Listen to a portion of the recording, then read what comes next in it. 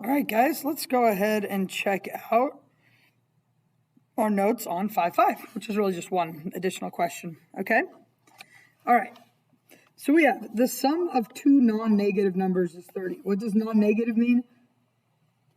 It could be positive or 0, okay? X plus y is 30. Find both numbers if the sum of twice the first plus the square of the second, we'll call this the sum, I guess, and we want to maximize. Okay, so same type of thing we've been doing. I'll go ahead and solve this for y. So y is 30 minus x, and I'm going to take that and put it right there, okay? Ooh, maybe I should have solved it the other way. Oh, well, that's okay. This is the sum of the two numbers that we're trying to maximize. Well, gosh, I could multiply this out. I don't really think I'm going to because I can do a derivative from right here just fine, right? So I think I'll actually leave it like that. I was thinking I would FOIL it out, but I don't think I need to. Okay. And let's go ahead and just do a derivative of this. Sum derivative equals 2 plus, this is a chain rule, 2, 30 minus x to the first times negative 1. So it's 2 plus, actually, let's go ahead and, I'm going to go ahead and combine that and that. So it says 2 minus 60 plus 2x. So s prime is 2x minus 58. If I set that equal to 0, I get x equals 29.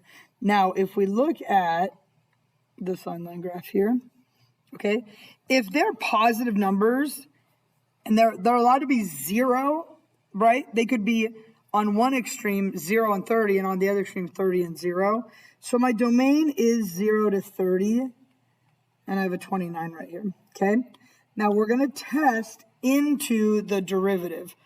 I could use this. I could use any of these, like all the way down to here. You could use any of those. I'll go ahead and test into 2x minus 58. Okay, if I plug a 1 in right there, that would give me a negative number. If I plug in a 29.5, right, that gives me 59 minus 58, which gives me a positive number. So I go like this. Okay? So you have to be careful because you can't just say, oh, boom, the number is 29, because that's not true.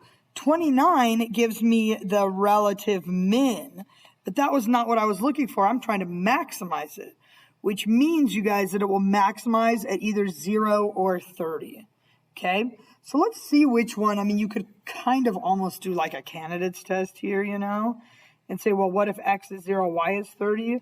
Or what if x is 30, y is 0?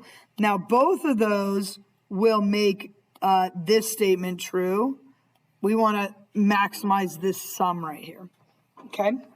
So, my sum would be, all right, for these first two, 2 times 0 plus 30 squared, which would give me like 900. Or for the next two, it would be 2 times 30 plus 0 squared, which would give me 60. So clearly this is the maximum when x is 0 and y is 30. Okay? So don't just assume that when you take the derivative and find it, that it's going to be, don't just assume that it's going to be like the number you find, the critical point, because that might be a min if they're asking for a max or whatever. Okay? All right, cool. Hey, short lesson today for that one. Let's go.